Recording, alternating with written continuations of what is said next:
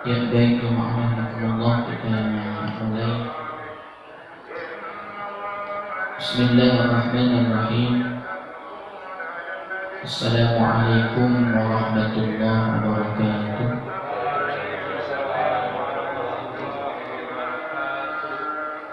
Alhamdulillah, alhamdulillahilladzi ja'ala al-Qur'an hudan lil muttaqin. Allahumma salli wa sallim ala sayyidina Muhammadin sayyidil mursalin wa imamil muttaqin wa ala alihi wa ashabihi ajma'in, amma ba'du. Hadirin jamaah musalla al-falah yang insyaallah dimuliakan Allah Subhanahu wa taala. Pertama, marilah kita basahi lisan kita dengan mengucap Alhamdulillahirabbil alamin sebagai wujud syukur kita kepada Allah Subhanahu wa taala yang hingga saat ini Allah masih memberikan nikmat, kesempatan, nikmat sehat bil afiyah, sehingga kita semua dapat berkumpul di majelis, di musala yang penuh dengan keberkahan ini dalam rangka thalabul ilmi. Mudah-mudahan kita semua selalu diberikan istiqomah oleh Allah Subhanahu wa taala di dalam beribadah dan menuntut ilmunya Allah Subhanahu wa taala. Amin ya rabbal alamin.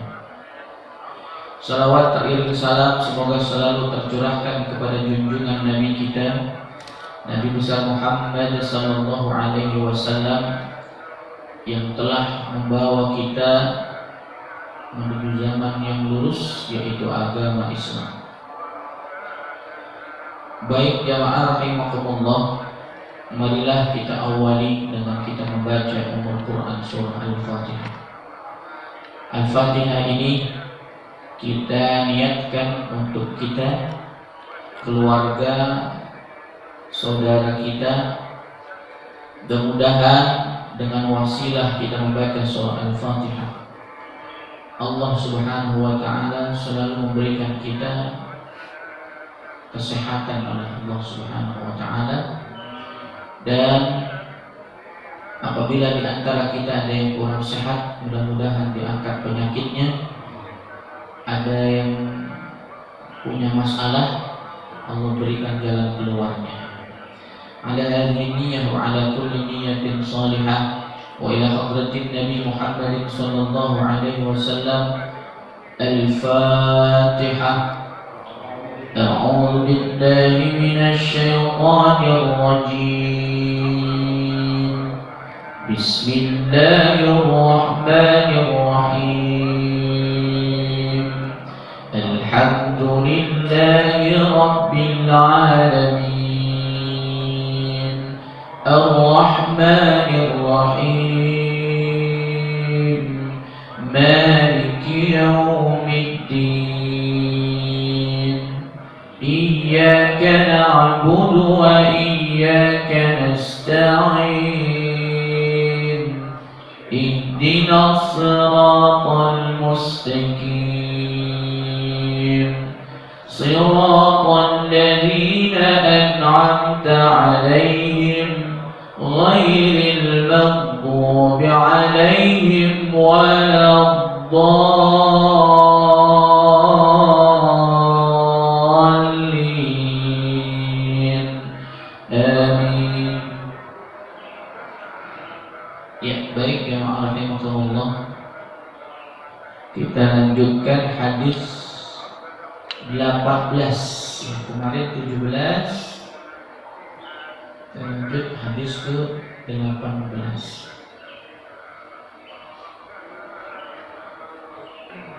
Halaman 22.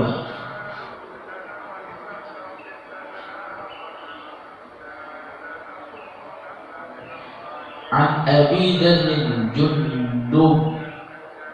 Ada yang baca Jundub, ada yang baca Jundab. An Abi Dzar Jundub ibni Junadah, hadis yang dibawa oleh sahabat yang bernama Abu Dzar Jundub bin Junadah, wa Abi Abdurrahman, dan dari Abu Abdurrahman Mu'ad bin Jabal, Mu'ad bin Jabal.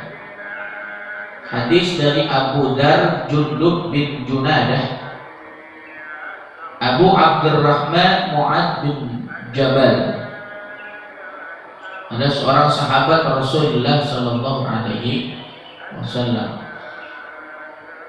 An Rasulillah, dari Rasulullah sallallahu alaihi wasallam. Ya, seperti yang saya jelaskan, kalau an itu berarti hadis itu diambil sumbernya dari Rasulullah. Ada hadis qauliyah, ada hadis fi'liyah, ada hadis takririyah, itu jamaah harus paham. Ada hadis yang mana Rasulullah ucapkan, itu disebut hadis qauli. Qaul apa qaul? Bicara, ucapan. Artinya apa? Rasulullah pernah mengucapkan itu. Itulah yang disebut dengan hadis qauli. Ada Rasul tidak mengucap, Rasulullah tidak bicara, tapi Rasulullah bertindak, Rasulullah lakuin, Rasulullah kerjakan. Itu namanya hadis fi'liyah atau fi'li. Contoh, ada sahabat Ibnu Abbas radhiyallahu an bermakmum kepada Rasulullah ketika waktu sholat subuh. Allahu Akbar. Habis baca surah Bismillahirrahmanirrahim. Wasyamsi wa duhaha wal qamari idza talaha wan nahari idza jallaha, sampai akhir. Ba'da ruku' bangun iktidal, Sami'allahu liman hamidah, di belakang Ibnu Abbas radhiyallahu anhu. Pas iktidal Rasulullah kagak kunut. Rabbana lakal hamdu mil'us samawati wa mil'ul ardi wa mil'u ma syi'ta min syai'in ba'du, atau Rabbana wa lakal hamd. Langsung sujud ya. Allahu Akbar. Muncullah riwayat sholat subuh Rasulullah tidak kunut. Suatu ketika ada sahabat lain namanya sahabat Ibnu Mas'ud, yang tadi Ibnu Abbas. Pas kebetulan Rasulullah sholat subuh kagak kunut, muncullah hadis subuh tidak kunut, yang diambil oleh beberapa madhab, ya, madhab Maliki. Kalau di Indonesia ambil organisasi besar Muhammadiyah, Salafi, Jamaah Tabligh, Persis. Nah, itu mereka tidak kunut, mengambil hadis tadi, karena Rasulullah ketika itu lagi sholat subuh tidak kunut. Betul apa enggak itu? Betul ya. Suatu ketika ada sahabat Ibnu Mas'ud sholat di belakang Rasulullah sallallahu alaihi wasallam. Ketika sholat, sahabat Ibnu Mas'ud ini ba'da iktidal, Rasulullah sallallahu alaihi wasallam kunut. Allahumma hdina fi man hadait, wa afina fi man afait, wa tawallana fi man tawallait. Diaminkan oleh sahabat. Maka muncullah hadis bahwa Rasulullah sholat subuh kunut. Betul atau enggak? Betul. Ya, dua-duanya betul. Akhirnya dimunculkan di Indonesia mazhab Syafi'i. Ya, mazhab Syafi'i yang kemudian ikut pada hadis tersebut, sholat subuh menggunakan kunut. Artinya bahwa Rasulullah dengan tindakan atau dengan praktek sholat subuh, satu kunut satu kagak, itu namanya hadis fi'li, hadis yang langsung dilakukan oleh Rasulullah SAW. Ada yang ketiga, namanya hadis takriri. Jadi ada qauli, ada fi'li, ada takriri. Takriri itu apa? Ketetapan, keputusan Rasul. Rasulullah tidak ucap, Rasulullah tidak lakukan. Berarti apa yang Rasulullah? Diam. Rasulullah ada seorang sahabat ngambil satu hewan ini disebut zaman Rasul adalah disebut hewan dob. Dob itu adalah hewan sejenis kadal. Dia di dua alam lah ya, air bisa, darat bisa. Suatu ketika sahabat bertanya, ya Rasulullah, hada halal atau haram? Rasul, apakah ini boleh dimakan atau enggak? Rasulullah diam,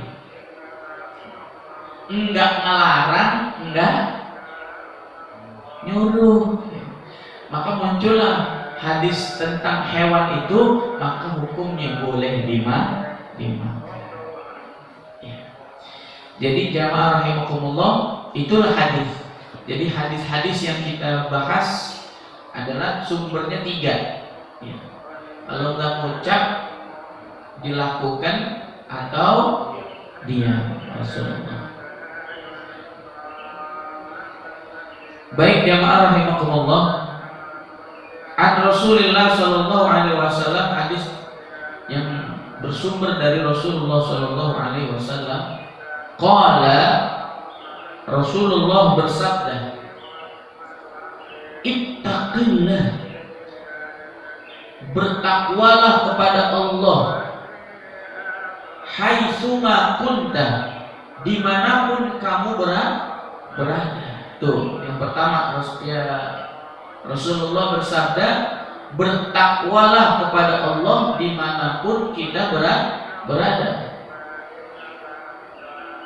Dalam keadaan apapun, dimanapun kita berada, kita disuruh bertakwa kepada Allah Subhanahu wa ta'ala. Dalam keadaan sendiri maupun berjamaah, kita harus takut kepada Allah Subhanahu wa ta'ala. Banyak di dalam Al-Quran yang memerintahkan takwa kepada Allah. Ada yang sering dibaca pada saat khatib naik ke atas mimbar, ya ayyuhalladzina amanu taqullaha haqqa tuqatih, ittaqullaha haqqa tuqatih wa la tamutunna illa wa antum muslimun. Wahai orang-orang yang mengaku beriman kepada Allah, bertakwalah kepada Allah dengan sebenar-benarnya bertakwa. Dan janganlah kalian mati kecuali dalam keadaan beragama Islam. Ada lagi ayat lain perintah takwa. Ya ayyuhan nasu taqu rabbakumul ladzi khalaqakum min nafsin wahidah وخلق منها زوجها وبث منهما رجالا كثيرا ونساء واتقوا الله الذي تساءلون به والأرحام إن الله كان عليكم رقيبا. Wahai manusia, kalau tadi yang dipanggil orang beriman, ini wahai manusia. Artinya bahwa Allah menginginkan semua manusia bertakwa kepada Allah. Kita nggak tahu hidayahnya. Orang yang non muslim pun diperintahkan untuk terus mendapatkan cahaya-cahaya Islam untuk dia masuk agama Islam. Walaupun di ayat lain kata Allah, la ikraha fiddin, jangan pernah paksa di dalam urusan agama. Kamu nggak boleh memaksa istrimu atau memaksa anakmu atau memaksa tetanggamu untuk masuk ke dalam agama Islam. La ikraha fiddin. Tapi di sisi lain Allah Subhanahu wa taala ingin memanggil, ayo masuk Islam gitu.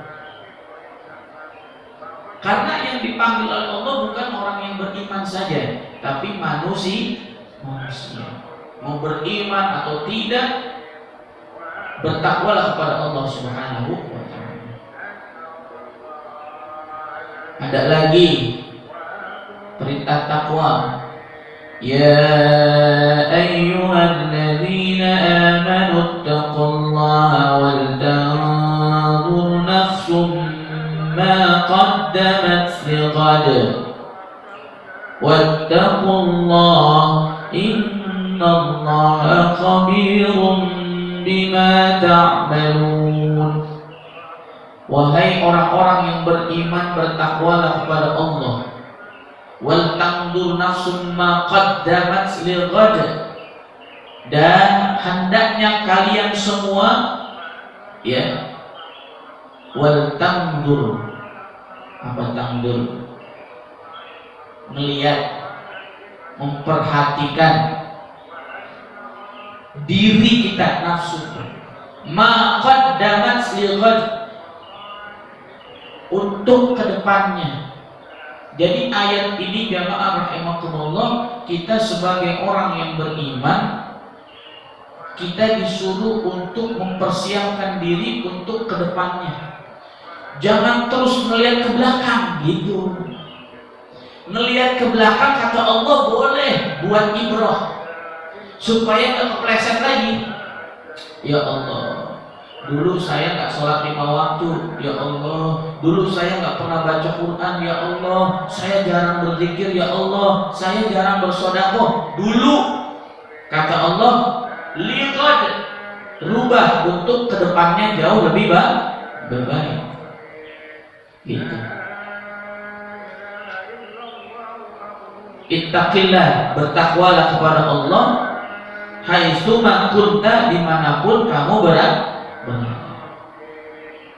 Kebanyakan kita kalau takwa itu giliran banyak orang, tapi kalau sendiri jarang orang takut kepada Allah.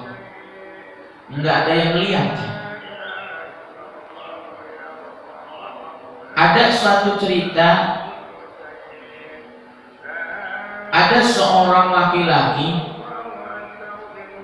itu ditantang oleh Rasulullah Shallallahu Alaihi Wasallam. Ketika itu seorang laki-laki ini dikasih satu karung,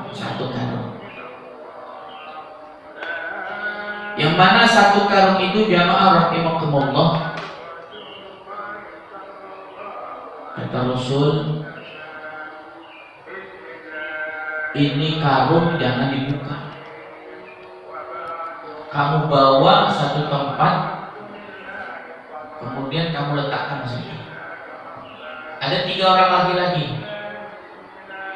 Ada satu orang laki penasaran, isinya apa? Di tengah perjalanan sama seorang laki itu dilihat isi daripada karung tersebut. Kemudian laki-laki berikutnya sempat bisa untuk memegang amanah itu, tapi pas sebelum sampai ke tempat tujuan dilihat isi daripada karung itu. Tetapi berbeda dengan laki-laki yang ketiga ini. Rasulullah katakan tidak boleh lihat isi karung itu, kemudian laki-laki ini terus berjalan sampai menuju suatu tempat yang diceritakan, yang disuruh oleh Rasulullah, kemudian ditaruhlah. Tiga-tiganya dipanggil Rasulullah, sini semua. Ditanya satu pertanyaan oleh Rasulullah SAW. Karena Rasulullah cerdas, pertanyaannya jamaah rahimahumullah. Siapa yang tahu isi dalam karung itu? Kata Rasul, maka saya akan berikan hadiah. Maka saya akan berikan hadiah. Ini yang laki-laki dua ini kan udah ngeliat isinya nih. Saya Rasul. Isinya yang satu jawab kurma, yang satu beda. Jawabnya adalah siwak, kayu siwak. Yang satu diam aja, nggak tahu isinya karena nggak dibuka. Kemudian kata Rasulullah, laki-laki yang pertama dan kedua, engkau tidak amanah, kau tidak takut kepada Allah. Walaupun kau sendiri, tapi kau belum melakukan sesuatu yang dilarang. Dikiaskan, jangan buka karung, tapi dia malah buka isinya, dan ternyata isinya berbeda. Padahal Rasulullah itu Shallallahu Alaihi Wasallam memberikan isi yang sama, tapi pas dibuka sama laki-laki itu isinya beda. Nah yang ketiga inilah kata Rasulullah, kalian harusnya seperti dia. Dimanapun kalian berada, perintah Allah jalankan, enggak usah penasaran. Perintahnya apa, lakukan. Kita disuruhnya apa, lakukan. Tidak perlu penasaran. Rasa penasaran akan memunculkan keraguan-keraguan.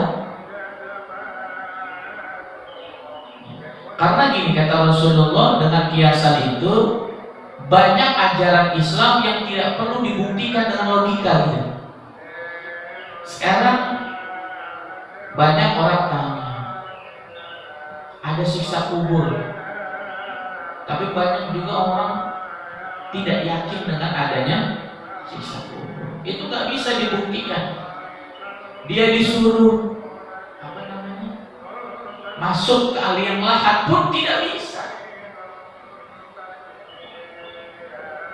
Waktu itu ada program, saya lupa tuh, dibungkus kain kafan, kemudian dimasukkan ke liang lahat, tapi dia masih hidup. Dia mau tahu gitu, ada siksa kubur apa enggak? Aneh gitu ya. Nggak bisa dibuktikan begitu. Masukin CCTV di dalamnya, nggak bisa. Ya. Jadi siksa kubur itu adalah sesuatu yang memang harus kita yakini bahwa itu ada. Jamaah rahimakumullah, ittaqillah haitsu ma kunta, bertakwalah kepada Allah dimanapun berada. Pejabat dapat dana pemerintah sekian M, bertakwalah wahai pejabat, jangan ditilep uangnya. Ya. Wahai siapa lagi? Pengurus pesantren atau pengurus yayasan atau pengurus masjid, bertakwalah kepada Allah. Kalau ada orang nyumbang 10 juta, kasih 10 juta, jangan bilang 5 juta. Ada yang begitu? Oh Allah. Pak, mahalnya ada jamaah saya. Iya Pak, ini kasih sumbangan berapa? 5 juta. Wahai pengurus anak yatim, apa? Yayasan yatim, bertakwalah kepada Allah. Kalau ada orang nyumbang, di CCTV kelihatannya uangnya diterima pakai amplop. upload isinya adalah ketahuan. Dan kadang-kadang ada CCTV gak bisa menangkap audio, betul? Kadang-kadang cuma kelihatan CCTV dia ngambil uang itu, tapi kan gak kelihatan isinya. Wahai pengurus, bertakwalah kepada Allah. Kalau memang isinya 10 juta, kasih 10 juta. Ini kadang-kadang ditilep, Pak, ini sumbangan. Ittaqillah. Ini hadis ini sederhana tapi sangat-sangat luas pemahamannya. Wahai pedagang, bertakwalah kepada Allah, jangan curang, ngurangin timbangan. Wahai istri, bertakwalah kepada Allah, istri, jangan kau beberkan aib suamimu, bertakwalah kepada Allah. Wahai suami, bertakwalah kepada Allah, jadilah contoh buat istrimu. Ya, jadi bertakwalah kepada Allah ini pemahamannya luas.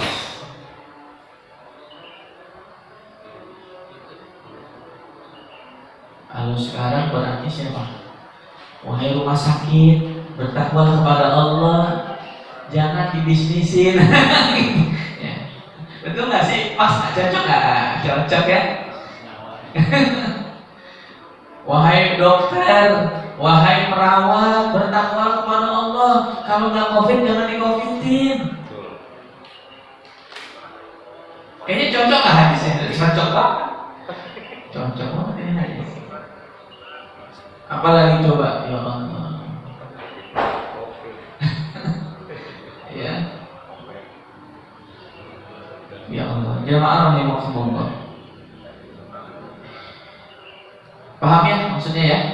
Bertakwa kepada Allah dimanapun berada. Wa atbi'is sayyi'atal hasanah tamhuha. Dan ikutilah keburukan dengan kebaikan, maka kebaikan itu akan menghapus keburukan. Ini rumus sebetulnya dari Allah ya. Kalau kita melakukan keburukan, maka cara untuk menghapus keburukan itu dengan cara kita berbuat baik. Maka kebaikan itu akan menghapus keburukan yang kita lakukan. Ya. Contoh, kita melakukan kemaksiatan, pernah zalim kepada orang, entah itu zalim secara perilaku maupun zalim secara ucapan. Kemudian kita sadar bahwa itu salah, kita sering nyakitin orang, ucapan kita sering nyakitin hati orang lain, itu berarti kan itu sayyi'ah, itu adalah keburukan. Maka bagaimana cara untuk mengganti keburukan itu, menghapus keburukan itu? Kata Rasulullah, lakukan kebaikan. Syukur-syukur langsung sadar, langsung kita berbuat baik. Paling gampang banget emang orang yang diberikan amanah harta. Ya Allah, tadi pagi saya kayaknya habis nyakitin orang ini. Maka kata Rasulullah, udahlah saya mau sedekah. Ya. Jadi gantilah kejelekan dengan kebaikan, agar kejelekan yang kita lakukan bisa dihapus oleh Allah Subhanahu wa Ta'ala. Tapi hadis ini jangan diplesetin ya. Apa maksudnya?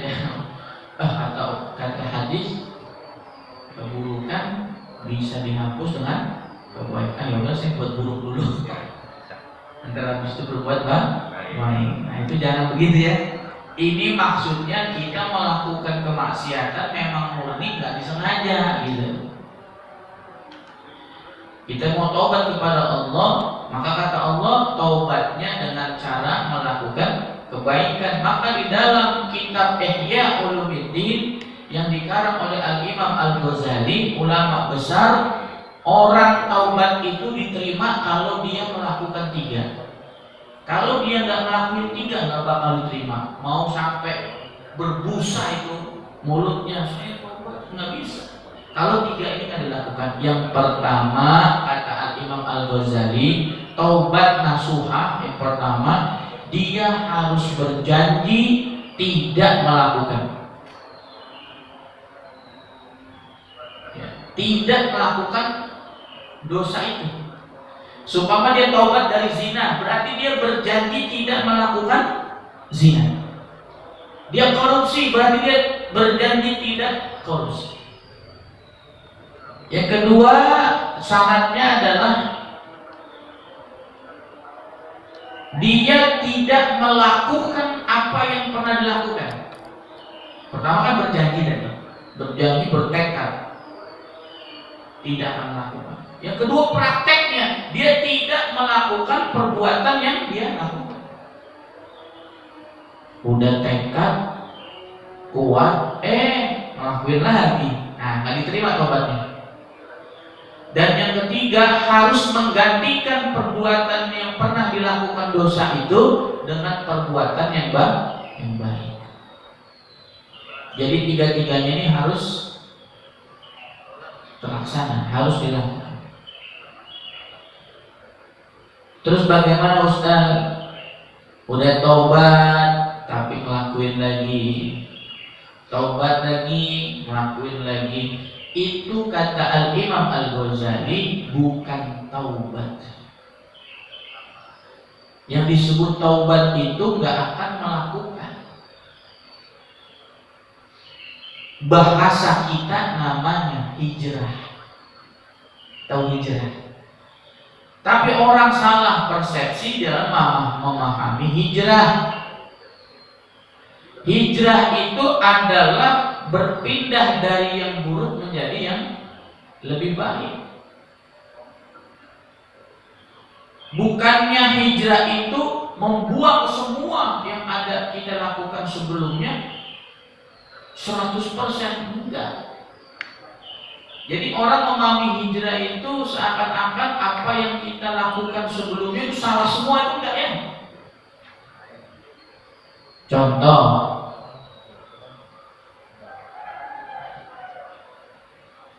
gara-gara hijrah, orang ini akhirnya tidak mau berteman dengan temannya yang sebelum-sebelumnya. Nah, ini keliru. Karena dia menganggap bahwa teman-teman lamanya itu adalah teman yang buruk. Itu salah. Yang disebut hijrah itu adalah apa yang buruk ada di dalam diri kita rubah menjadi lebih baik. Itulah hijrah. Contoh lagi, nggak pernah namanya subuh bangun, seumur-umur udah punya anak 1, 2, bangun kesiangan mulu. Ada nggak sih? Bangun kesiangan. Ustaz sih kalau lagi adzan subuh kayaknya mata merem mulu. Adzan subuh matanya merem katanya.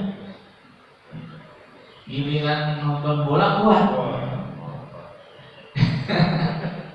Ya, tapi kalau adzan subuh merem lagi.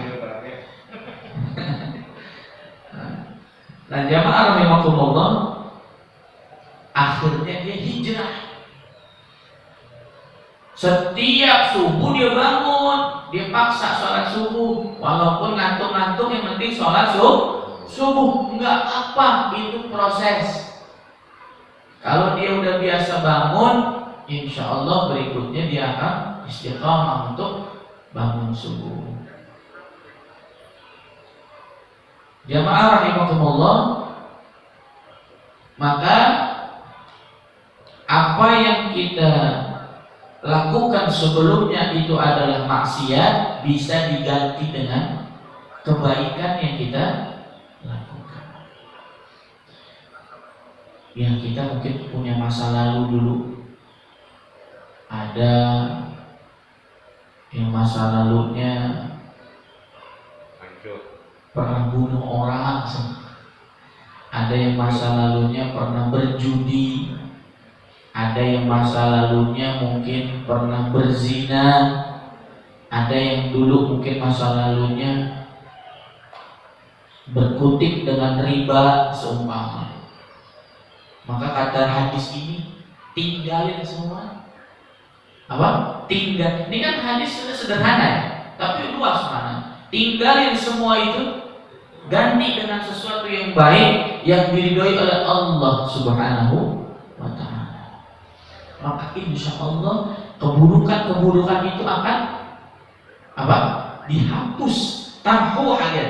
Tamhuha, artinya Allah akan hapus dengan apa? Dengan kebaikan yang kita lakukan. Maka kalau udah orang nanya, Ustaz, dulu saya riba seumpama, sekarang saya coba Ustaz nggak mau riba lagi, bagaimana itu? Insya Allah akan dihapus oleh Allah Subhanahu wa ta'ala. Ya. Kemudian yang terakhir, wa khaliqin nasa bi khuluqin hasanin, dan bergaulah dengan orang lain dengan pergaulan yang hasan, yang baik. Maksudnya begini, kita kalau di dalam bersosial, bermasyarakat, dimanapun berada, kita harus sikapnya harus baik. Bikhuluqin hasan, sama saudara, sama tetangga, ya kita harus bersikap baik. Maka ini yang dicontohkan oleh Rasulullah ketika Rasulullah diperlakukan yang tidak baik oleh orang kafir, tapi Rasulullah balas dengan perbuatan yang baik. Ustaz, kan susah kita begitu. Kita dicaci, dimaki, dilempari kotoran, kita nggak balas, kayaknya susah ya. Somasi langsung. Coba kita tetanggaan, setiap kali tetangga kita itu ngomongin kita, kira-kira kulit panas hari. Kalau Rasulullah sabar, tapi kita bisa tuh, insya Allah, ya. Kalau belum dicoba nggak, belum tahu. Jamaah rahimakumullah, wa khaliqin nasa bi khuluqin hasanin, maka bergaulah dengan orang lain dengan pergaulan yang baik. Hadis ini juga menunjukkan, memberikan pemahaman kepada kita bahwa selain kita melakukan kebaikan kepada orang lain, bagaimana kita bisa menjadikan orang lain untuk berbuat baik. Artinya kita menjadi contoh. Memerintahkan, mengucapkan itu mudah, tapi menjadi contoh itu yang berat. Nah, sholat duha, ini biasanya guru, kamu harus sholat duha supaya rezeki baca doanya, Allahumma inna duha duhauka wal bahaa bahauka wal jamala jamaluka wal quwwata quwwatuka wal qudrata qudratuka wal ismata ismatuka. Allahumma in kana rizqi fis samai fa anzilhu, apabila rizkiku di langit, turunkan. Wa in kana fil ardi fa akhrijhu, apabila ada di dalam bumi, keluarkan. Wa in kana mu'assaran fa yassirhu, jika rezeki itu kayaknya sulit, mudahkan. Wa in kana ba'idan fa qaribhu, jika jauh, dekatkan. Wa in kana haraman fa tahhir, jika rezekiku ini ada kecampur yang haram. Kita nggak tahu, kita kerja di bank, saya kerja di situ digaji 3.500.000, per bulan 4 juta kecampur sama uang riba, in kana haraman fatahhir. Ada yang ekstrim, saya mau keluar dari bank karena riba. Nah, ada juga yang begitu ya, terserah keyakinan masing-masing. Wa in kana haraman fatahhir, Allah apabila ada gaji yang saya terima ini kecampur dengan yang apa? Yang haram, kata doa di dalam sholat duha, apabila haram maka sucikanlah, biar nanti dimakan istri anakku adalah menjadi daging yang kemudian daging itu menjadi berkah. Lu kalau sumbernya haram masuk ke dalam daging kagak berkah, anak susah disuruh sholat, betul? Imagine, kenapa anak kita susah disuruh ngaji? Kenapa anak kita susah disuruh sholat berjamaah? Kenapa istri kita bawelnya luar biasa? Disuruh kebaikan susah, giliran minta duit gampang. Barangkali kitanya salah, ngasih duit kecampur sama yang haram. Ada pengurus yayasan besar, punya sekolah. Yayasan itu mendirikan sekolah dari mulai sekolah TK sampai dengan SMA. Kata ketua yayasannya bilang, ya Allah Ustaz, tuh bocah nakalnya luar biasa. Ini orang tua ini mana? Jadi ya, kalau guru pasti tahu ya Pak Maman, menyikapi banyak sekali karakter. Bisa jadi kalau kita nyorotin dalam hadis ini, barangkali ada sesuatu yang tidak baik yang masuk ke dalam dirinya, yang kemudian sesuatu yang tidak baik itu, mohon maaf, tidak keluar pipis, tidak keluar dari BAB, tapi masuk ke dalam daging, nempel dengan daging tubuhnya sampai digede, itu haram. Jamaah rahimakumullah. Maka dalam hadis yang lain, apabila daging itu baik, maka baiklah semuanya. Apabila daging itu buruk, maka buruk semuanya. Kira-kira kita merasakan tuh kayak males. Jamaah rahimakumullah. Inilah ujian kita. Ya. Siapa sih jamaah yang ada di sini? Ya kan? Ada uang di atas meja 1 miliar, kagak mau diambil, bohong ya? Pak, diam ini 1 miliar, ambil. Ya. Kira-kira coba pulang keluar musola, gua kenapa kagak ambil? Ini diceritain sama teman saya, dia kerja di Kementerian Keuangan. Katanya dia cerita sama saya, kalau karyawan tidak ambil uang itu dipecat. Itu namanya korupsi berjamaah, supaya tidak diusut, tidak ketahuan. Makanya korupsi berjamaah tidak pernah transfer cash, supaya tidak kelihatan jejak. Seperti money laundry, cuci uang. Mana ada cuci uang pakai transfer ya Pak? Nah, pasti cash. Beli Fortuner ya. Ya, jamaah rahimakumullah. Wa khaliqin nasa bi khuluqin hasanin, maka bergaulah dengan manusia, dengan orang lain dengan pergaulan yang baik. Yang paling luar biasa adalah Rasulullah.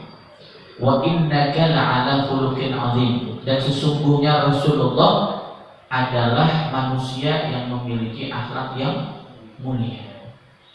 Pokoknya Rasulullah itu udah perfect lah, udah sempurna buat kita jadiin contoh. Cuma saya masih heran ini, di zaman ini masih ada, katanya sih, tapi saya belum selidiki nih, itu peninggalan jasad Rasulullah. Saya bingung juga itu. Pernah dengar nggak? Mungkin pernah dilihat di grup, atau pernah di Facebook, atau pernah di WA atau di YouTube dan sebagainya, media sosial lainnya. Ada rambut Rasulullah, sorban Rasulullah. Mungkin kalau pakaian bisa, kemungkinan bisa ya, maksudnya kemungkinan ada, bisa, maksudnya ada sahabat turun temurun gitu kan, memberikan sorban itu kepada sampai saat ini, kemudian dimuseumkan. Tapi yang saya heran itu rambut loh, rambut Rasulullah itu gimana ya? Sampai saat ini saya masih belum, ya saya belum berani untuk bilang yakin atau enggak gitu ya. Takutnya itu betulan gitu ya. Karena ada museum Rasulullah ada daerah Depok. Ancol ya? Ancol ada ya? Di mana? Di Ancol. Ancol ada ya? Baru lagi dia? Ya, baru dibuat. Iya itu ya. Nah itu betul nggak sih? Saya maksudnya takut gitu ya. Kalau bilang enggak takutnya benar, dia bilang benar takutnya enggak. Gitu. Makanya kalau ada orang Ustaz itu gimana rambut Rasulullah sampai saat ini ada atau enggak? Wallahu a'lam. Kecil ya. Iya. Maksudnya apa itu rambut peninggalan sebelum Ketika masih hidup ya. Maksudnya keyakinannya kalau rambut itu dari apa, dari tes DNA kali ya? Iya. Nah itu susah gitu. Makanya. Bahkan Rasulullah sendiri sudah 1500 tahun. Iya. Itu makanya kita bingung.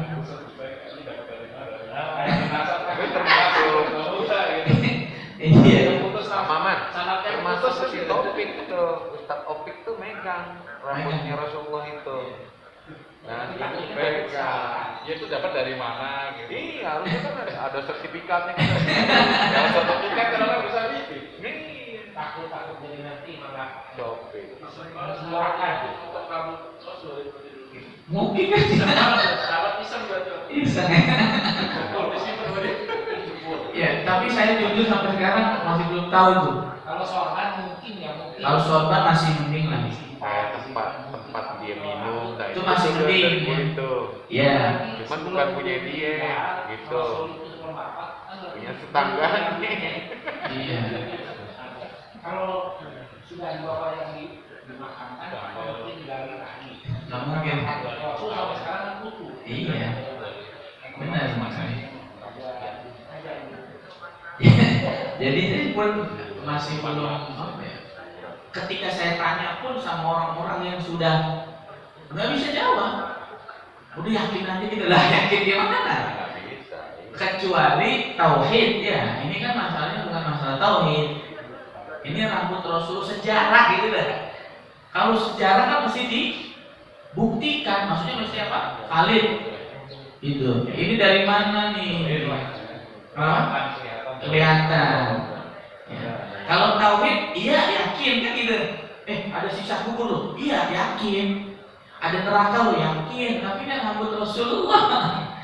Ya. Mungkin yang diberikan rambutnya sama Rasul kalau betul beliau mewasiatkan mungkin salah dulu. Bisa jadi. Iya kan. Kalau urutannya masalah cukup. Untuk dia sampai ke atas. Udah berapa? Soalnya ini Pak, jadi yang saya perhatikan itu para habaib datang gitu, datang situ. Makanya kalau dibilang enggak juga kok ada para ulama gitu. Tapi dibilang iya juga tapi dibuktikannya belum bisa gitu ya. Jadi jamaah rahimakumullah, ya sudahlah, kita cinta Rasul aja udah, nggak ngurus-ngurusin rambut Rasul. Yang penting kita ngikutin sunnah udah. Sekarang gini, dia mau ke museum Rasulullah kagak sholat subuh percuma. Betul. Ayo kita ke museum Rasulullah tapi nggak baca Quran. Itu rambut dibawa, masukin kantong, tiba-tiba masuk ke toilet kan malah. Rambutnya lain. Yang kita junjung tinggi malah dibawa-bawa. Iya, jadi ya memang Allah. Tapi boleh kali-kali tuh kalau penasaran sono museum biar nanya gitu, ya kalau penasaran. Ya, jadi jamaah rahimakumullah, hadis ke-18 ini kesimpulannya, yang sebelum nanti jamaah ada yang mau sharing. Yang pertama, kita diperintahkan bertakwa dimanapun tempatnya. Dalam keadaan apa, sesulit apapun bertakwa kepada Allah Subhanahu wa Ta'ala. Ustaz, kalau nggak begini kan saya nggak bisa begini. Itu ujian.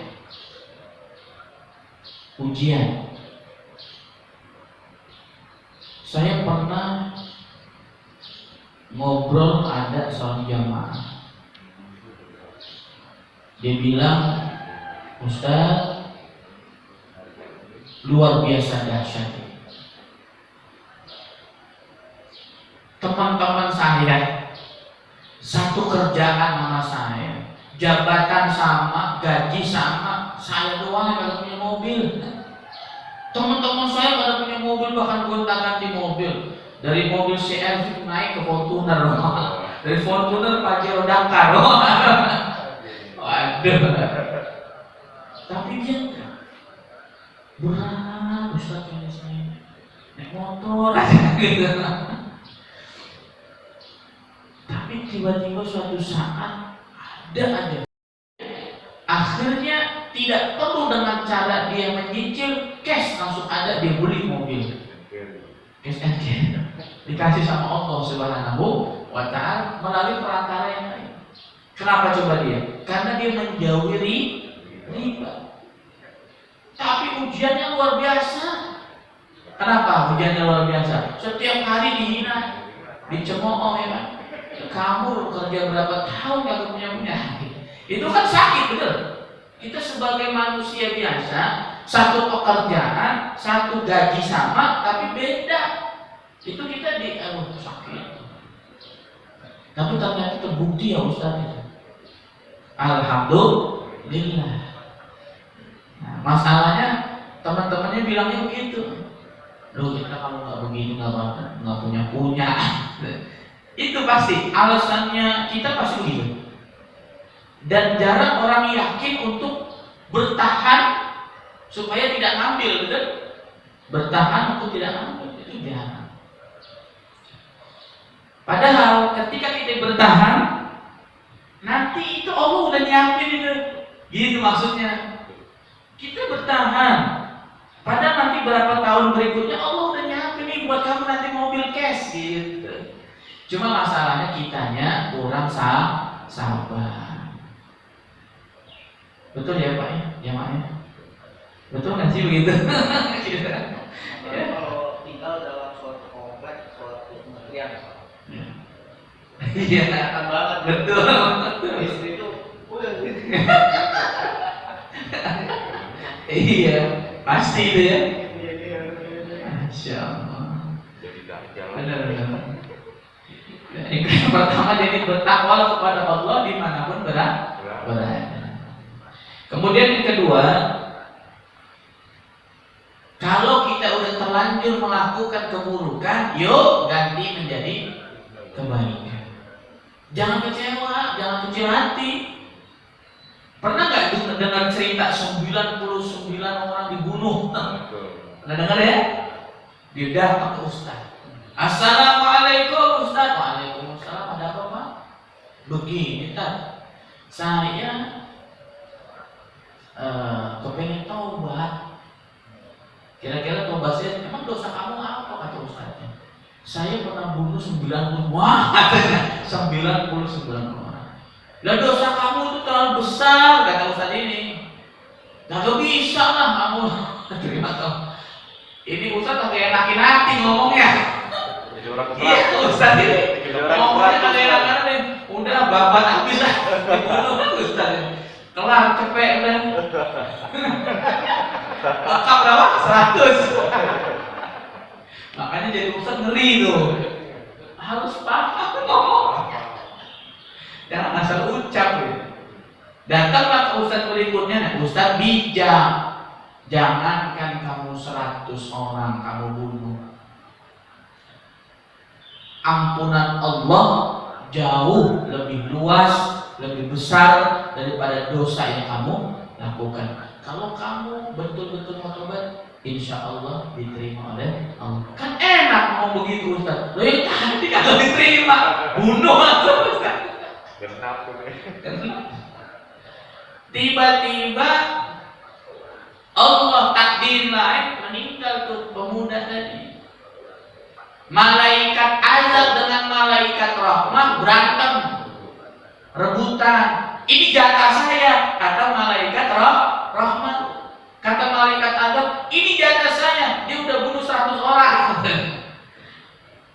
Udah tenang, kata malaikat Jibril. Diperintahkan oleh Allah Subhanahu wa taala berdasarkan hadis Rasulullah, udah enggak usah berantem. Malaikat rahmat diam, malaikat azab diam. Udah urusan saya dah. Hitung dari jarak tempat dia hijrah, ya, dari tempat dia maksiat menuju tempat hijrah, kira-kira lebih dekat yang mana? Kalau lebih dekat tempat dia dulu maksiat, maka masukkan ke dalam neraka. Tapi kalau lebih dekat tempat dia hijrah untuk bertobat kepada Allah, masukkan ke dalam surga. Pasti itu lebih dekat ke tempat dia hijrah. Alhamdulillah itu jatah malaikat rahmat. Jadi jamaah rahimakumullah, enggak ada yang namanya itu enggak diterima taubat kita asalkan kita sungguh. Udah yang lalu biar, kan kata Allah, ya ayyuhalladzina amanu ittaqullaha wal tanzur nafsum ma qaddamat liqad. Untuk kedepannya jangan lihat ke belakang mulu. Melihat ke belakang boleh buat ibrah supaya enggak kecebur lagi. Gitu. Jadi keburukan yang pernah kita lakukan bisa dihapus dengan kebaikan yang akan kita lakukan. Dan kesimpulan yang terakhir, kita harus bergaul yang baik di dalam masyarakat. Tetapi ingat ya, waktu itu udah lama ya kajian yang lalu, kalau agama dihina, orang tua dihina, nggak boleh diam. Ini maksudnya Rasulullah ini bergaul dengan baik ketika tidak nyangkut masalah akidah. Kalau tidak nyangkut masalah orang tua. Lo kalau tetangga kita, Quran diinjak, wah kita harus. Kalau kita diam salah kita. Ada tetangga kita non muslim seumpama di depan kita merobek Quran, kita diam, wah salah. Kita senyum aja salah gitu. Justru kita harus perangi gitu ya. Jadi pahami hadis ini secara utuh ya, sehingga kita tidak gagal paham. Baik, rawahu Tirmidzi wa qala hadisun hasanun wa fi ba'dil musahih hasanun sahih. Hadis riwayat Imam Tirmidzi hadis hasan, di riwayat lain sebagian mengatakan sahih. Baik, jamaah rahimakumullah, mungkin pada pertemuan kali ini kita cukupkan hadis yang ke-18. Mudah-mudahan bisa menjadi tambahan ya, keilmuan agama kita di dalam menghadapi kehidupan ini. Baik, silakan jamaah, mungkin ada yang mau sharing.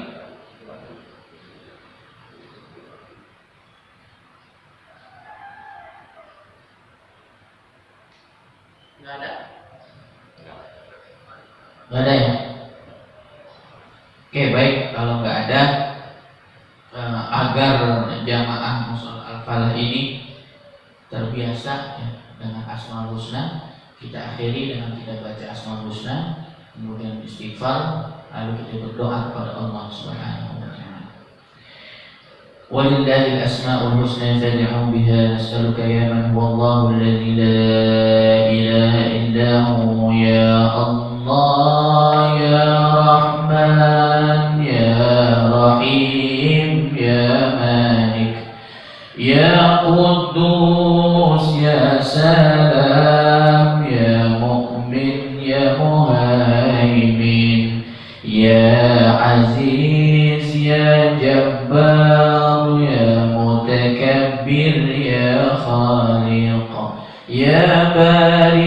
يا مصور يا غفار قهار يا وهاب يا رزاق يا فتاح يا عليم يا قابل يا بسيط يا خافض يا رافع يا معيز يا مذل يا سميع يا بصير يا حكم يا عدل يا لطيف يا خبير يا حليم يا عظيم يا غفور يا شكور يا علي يا كبير يا حفيظ يا مقيت يا حسيب يا جليل يا كريم يا رقيب يا مجيب يا واسع يا حكيم يا ودود يا مجيد يا باعث يا شهيد يا حق يا وكيل يا قوي يا متين ولي يا حميد يا محصي يا مبدئ يا معيد يا محيي يا مميت يا حي قيوم يا واجد يا مجيد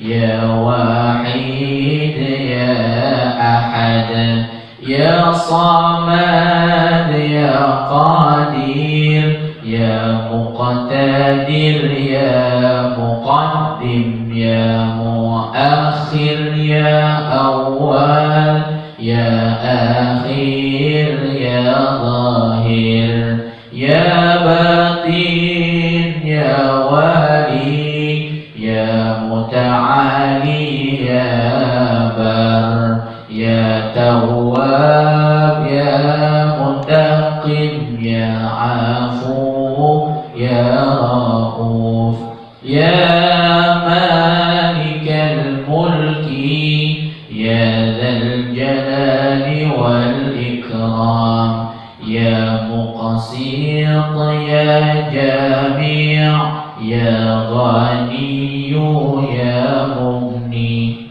يا ماني يا ضار يا نافع يا نور يا هادي بديع يا باقي يا رشيد يا صبور يا الله يا الله. استغفر الله الذي لا إله إلا هو الحي القيوم وأتوب إليه. أستغفر الله العظيم الذي لا إله إلا هو الحي القيوم وأتوب إليه. أستغفر الله العظيم الذي لا إله إلا هو الحي القيوم ونتوب إليه من جميع المعاصي والذنوب. لا حول ولا قوة إلا بالله العلي العظيم. استغفر الله العظيم استغفر الله العظيم استغفر الله العظيم. فلك الحمد يا الله يا مولانا المعبود. اللهم صل وسلم على سيدنا محمد في الأولين والآخرين وسلم. ورضي الله تبارك وتعالى عن كل صحابة رسول الله أجمعين.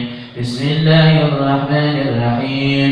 اللهم إنا نسألك علما نافعا وإيمانا ثابتا ويقينا صادقا وقلبا خاشعا وقلبا منورا وعقلا ذكيا وبدنا قويا وتوبة نصوحا ورزقا حلالا طيبا واسعا مباركا كثيرا إنك على كل شيء قدير. اللهم إنا إنا نسألك العافية اللهم إنا نسألك العافية اللهم إنا نسألك العافية ربنا آتنا في الدنيا حسنة وفي الآخرة حسنة وقنا عذاب النار وادخلنا الجنة مع الأبرار يا عزيز يا غفار يا رب العالمين وصلى الله على سيدنا محمد وعلى آل سيدنا محمد والحمد لله رب العالمين. السلام عليكم ورحمة الله وبركاته.